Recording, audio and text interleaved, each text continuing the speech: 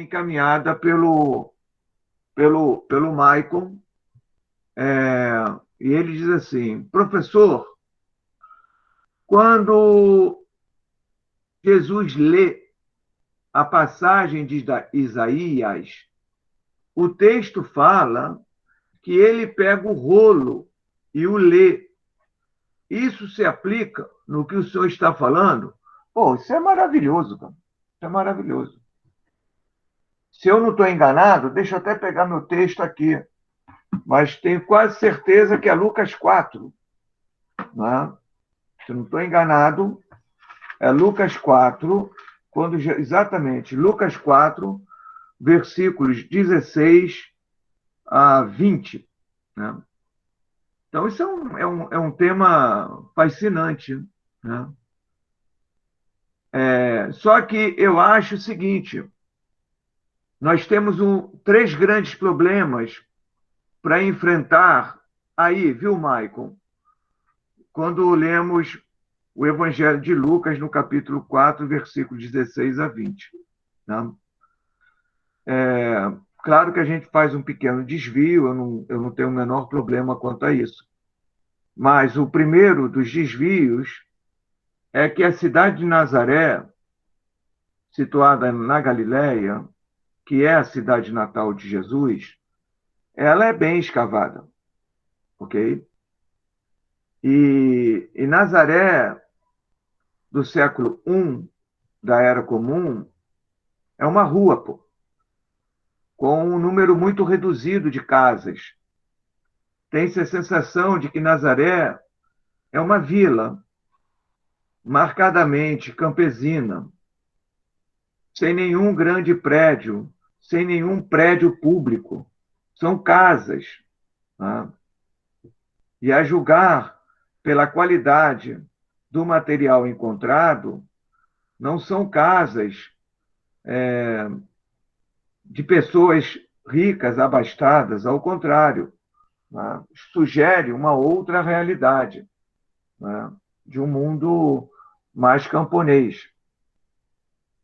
Então, Lucas é enfático em dizer que Jesus, quando vai a Nazar ou Nazaré, né, ele entra numa sinagoga.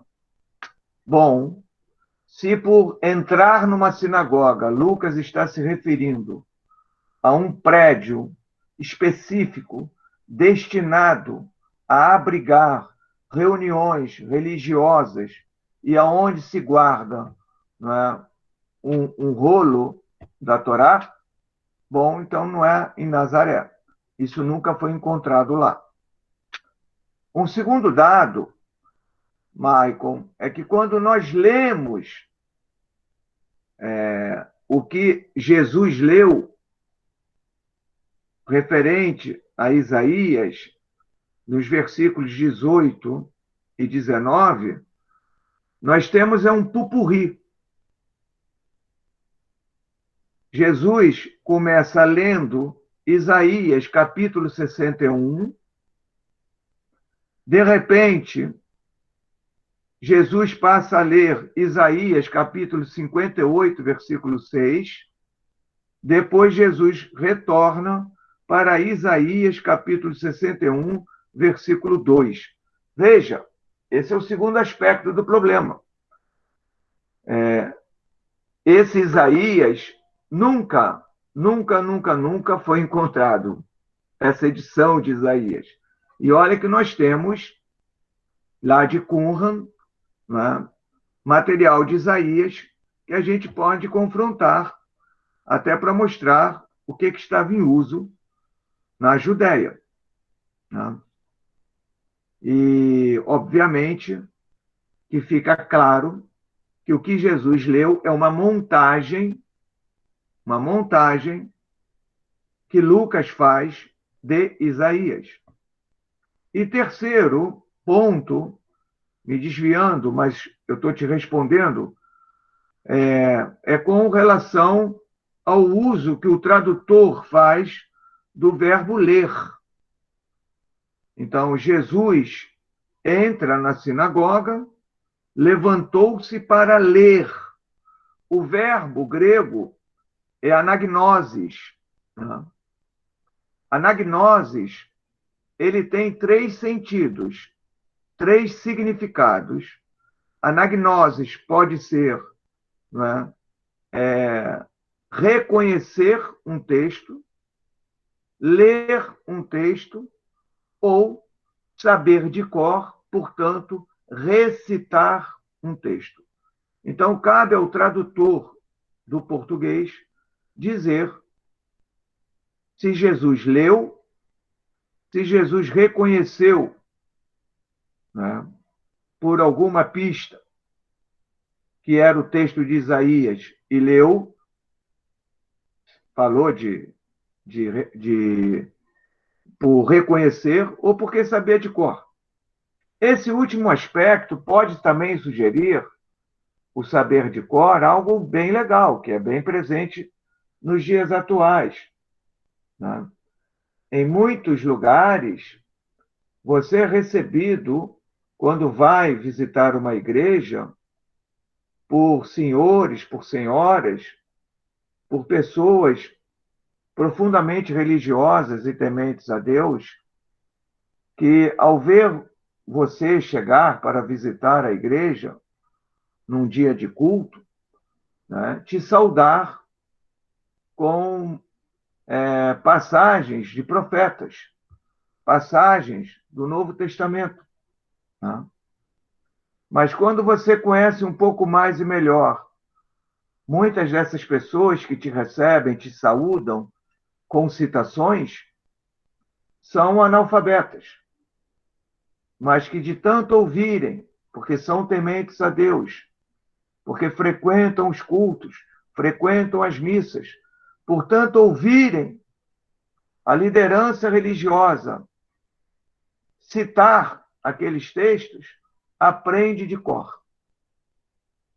Nos processos atuais de alfabetização de adultos, uma das grandes alegrias que muitos desses adultos têm quando começam a aprender as primeiras letras é a alegria de poderem ler um texto bíblico, né? Isso não quer dizer que eles não soubessem os textos, né? Eles, inclusive, são capazes de recitar os textos.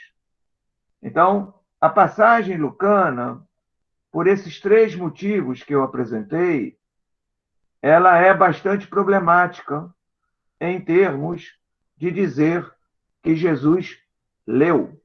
No entanto, né, no geral, e pegando o chão da tua pergunta, eu diria o seguinte: é exatamente isso. O que se tem em sinagogas não é a Torá, os livros históricos e os livros dos profetas. Não é a Bíblia judaica. Quando acontece de ter, são alguns poucos livros, de forma isolada. Não sei se eu respondi a sua pergunta, mas, de qualquer maneira, não é por aí. Obrigado, Michael. Então, vamos retornar à questão aqui do nosso exemplo de Corinto, né? Então, imaginem que nós não sabemos que escrituras são citadas, tudo que nós temos de Corinto, ou quase tudo que nós temos de Corinto, do período paulino, da época paulina, é que Corinto é uma colônia militar romana e quase toda a epigrafia encontrada em Corinto de Paulo está em latim, o que sugere, né, que o texto de Paulo, produzido em grego, não é tanto para as elites que controlam a Corinto do século I, né? No entanto, também tem um outro lado da moeda aí. Se Paulo faz referência às Escrituras na carta, sem especificá-las, pode-se abrir, né, uma possibilidade muito embora a gente não tenha como avançar muito nessa possibilidade de que os destinatários da carta saberiam reconhecer quais escrituras seriam essas. Muito embora hoje nós não tenhamos a menor ideia, né, do que passagem específica estaria ele se referindo. Por isso, eu digo ali, eu já me antecipo. Ninguém hoje, ninguém. Nós não sabemos qual seria a escritura que Paulo se refere. Muito menos, dentro de uma escritura, que passagem específica ele estaria se referindo para fazer as afirmações que fez. Então, vejam, não é, como esse ponto de partida quer chamar a atenção de vocês para o problema do anacronismo. Como nós temos acesso às escrituras, porque estão nas nossas casas, estão nas livrarias ou estão disponíveis online, não é, em nossos computadores, não é, essa ideia nós projetamos para o passado, projetamos para o século I, como se isso também estivesse lá, excetuando, obviamente, o computador. Mas não é assim, não. Beleza?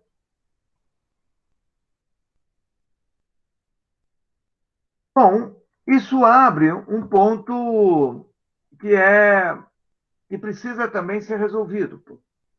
Né? Quando se pensa a constituição de um corpus de textos, sejam esses textos judaicos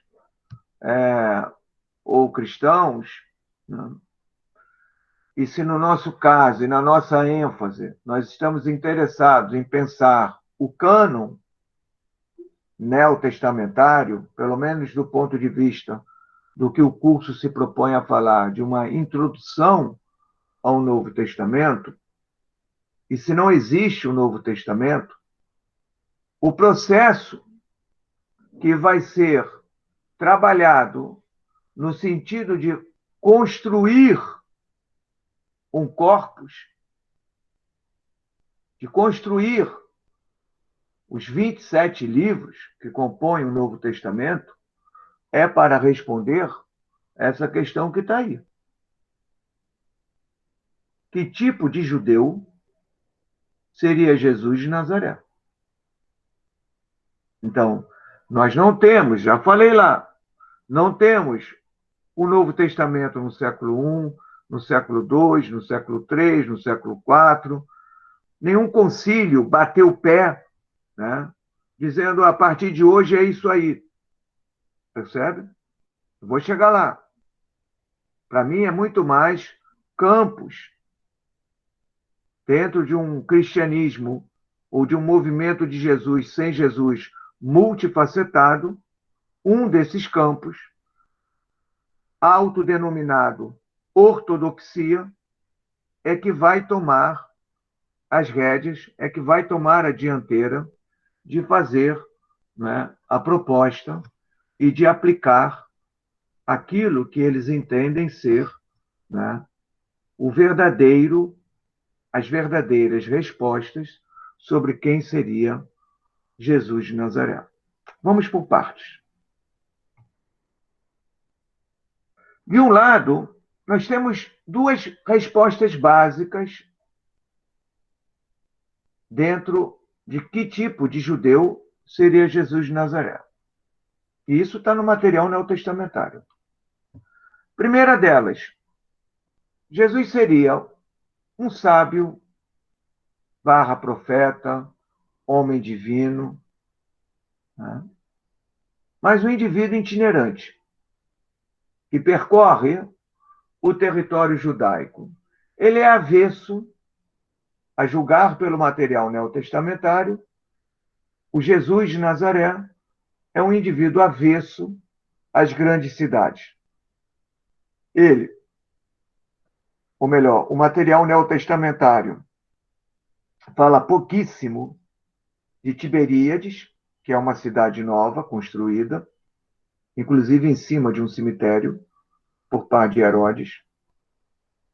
Então já tem uma contaminação, né? Já é uma cidade que para muitos judeus ela é impura, mas Tiberíades é uma grande cidade. Do ladinho ali, onde Jesus cresceu, está a maior das cidades da Galileia, e que hoje, né, você pode inclusive visitar o anfiteatro, que é Zípori, é o nome hebraico, Séforis é o nome grego dessa cidade. A maior cidade da Galileia, dista 7 quilômetros de Nazaré. Ela tem um anfiteatro romano para 5.000 pessoas, para vocês terem uma ideia.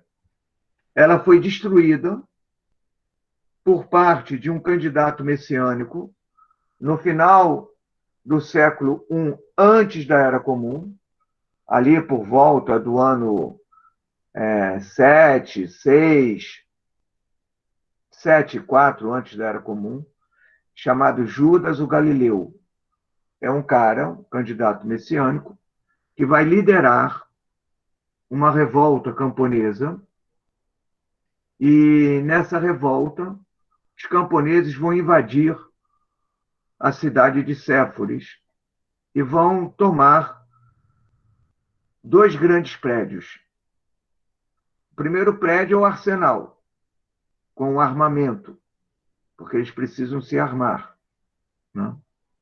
E o segundo prédio, eles não deixam pedra sobre pedra, que é o que nós chamaríamos o arquivo, com as dívidas que os camponeses têm para com os proprietários das terras que moram em Séforis.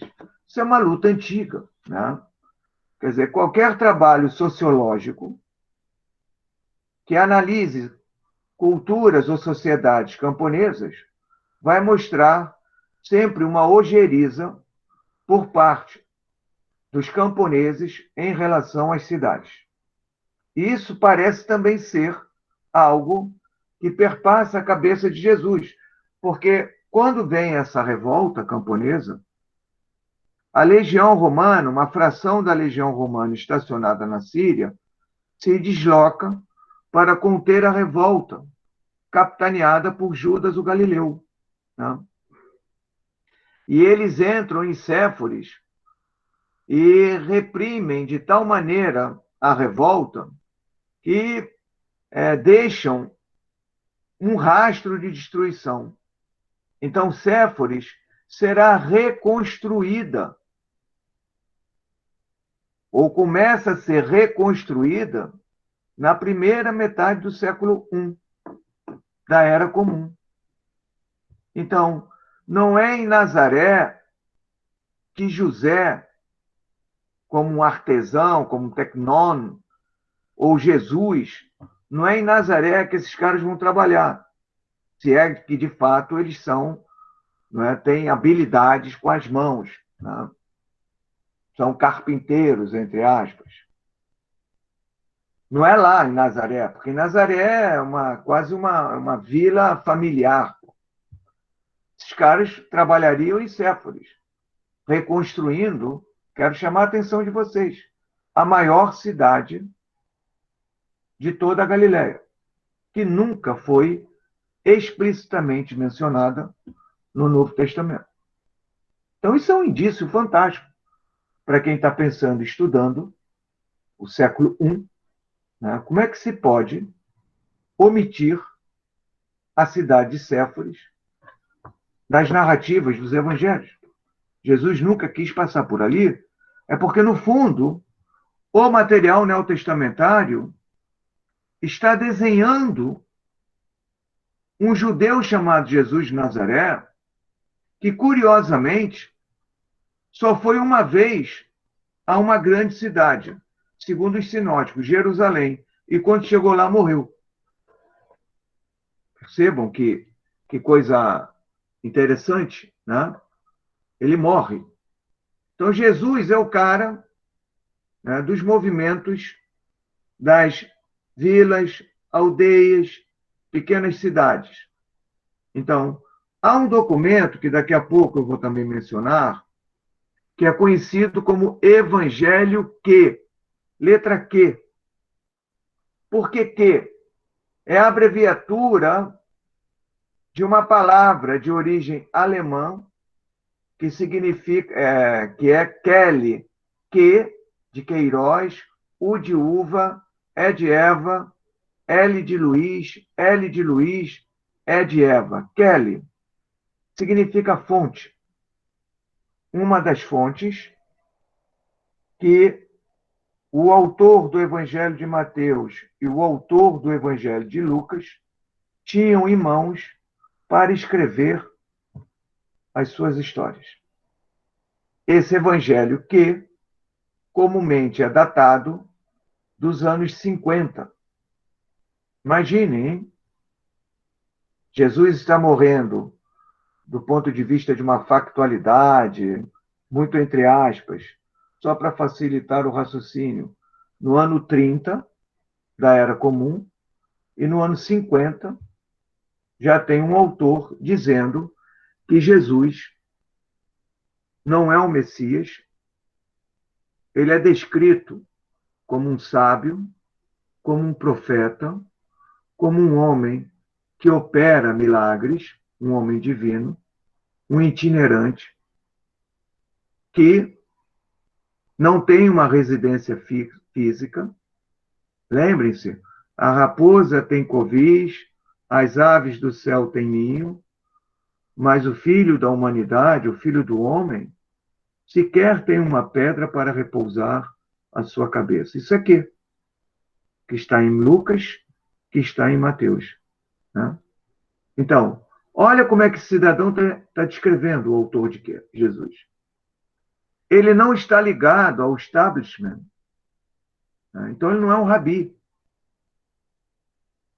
Então, ele é opositor a esse templo, talvez ligado, associado, porque que também fala isso, né? A tradição de Elias e Eliseu. Deus não habita em construções feitas por mãos humanas. Jesus tem seguidores, não tem discípulos, pô. Tem seguidores, homens e mulheres. Isso é interessante. Né? Então, repare, isso é uma fonte dentro do Novo Testamento que muita gente nem sabe que ela existe, mas que foi usada por Lucas e Mateus. Uma segunda fonte, ou um segundo documento, também datado dos anos 50, que é o material paulino, as cartas paulinas, as 7 cartas autênticas de Paulo, em que Jesus é apresentado como Messias, o Filho de Deus, que escolhe 12 homens, 12 apóstolos, revestindo-os com poder para espalhar a sua boa nova pelo mundo. É interessante. E daí vem um princípio que eu vou até trabalhar na aula de amanhã, quando eu abordar a questão sobre as mulheres, não é isso? No, no, no Novo Testamento. No Novo Testamento, Paulo vai definir, veja, como critério de apostolicidade, eu também não sou apóstolo, está lá no capítulo 9. Eu também, 1 Coríntios, eu também não vi o Cristo ressuscitado. Olha aí. Né? Então, um está dizendo, Jesus não tem apóstolos, tem seguidores. Pessoas que vão e que acompanham e que vão embora. Isso é quê? Né? Jesus não escolheu ninguém. Não deu poder para ninguém. Pô. Jesus é um cara, é um andarilho. Né? Que vai seguir o destino dos profetas, vai morrer. E ele não vai ressuscitar. Isso é quê? Outro documento do mesmo período diz que ele é filho de Deus, é o Messias, né? É o primogênito que escolhe 12 indivíduos e dá poder a esses 12 indivíduos. Então, essa é a tensão. Então, imaginem, 20 anos depois de Jesus já não estar mais aqui na Terra, autores escrevendo em grego, que já não é mais a língua de Jesus, a historiografia, quando analisa o Jesus histórico, diz ser ele um analfabeto de língua aramaica, e tudo que nós possuímos sobre Jesus está em grego. E quando a gente começa a ler o material que está em grego sobre Jesus, a partir dos anos 50, né, indo pelo século I e entrando pelo século II, o que a gente observa é uma polissemia de sentidos, de significados, de retratos sobre quem é Jesus.